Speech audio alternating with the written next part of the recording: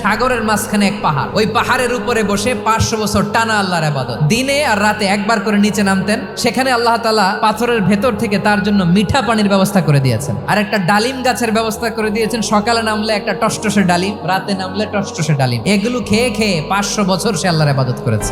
আল্লাহর দরবারে কিয়ামতের কঠিন ময়দানে যখন লোকটা হাজির হয়ে যাবে, আল্লাহ বলবেন 500 বছর ইবাদত করছে তো আমার দয়ায় আমার বান্দারে জান্নাত দাও। এই বান্দা বলে বালবি আমালি, আল্লাহ তোমার দয়া লাগবে কেন, আমি আমার আমল দিয়ে জান্নাতে যেতে চাই। আল্লাহ বলবেন তাই, ঠিক আছে, তোমার 500 বছরের ইবাদত এক পাল্লায় রাখো। আর আল্লাহ বললেন আমি যে দয়া করে সৌন্দর্য দেখার জন্য তোমার দুটা চোখ দিয়েছিলাম, দুটা নয় একটা চোখ আরেক পাল্লায় রাখো। রাখা হবে, দেখা যাবে ওই 500 বছরের ইবাদত হালকা হয়েছে, আর মুহূর্তের মধ্যে আল্লাহর দেয়া একটা চোখের নেয়ামত ভারী হয়ে গিয়েছে।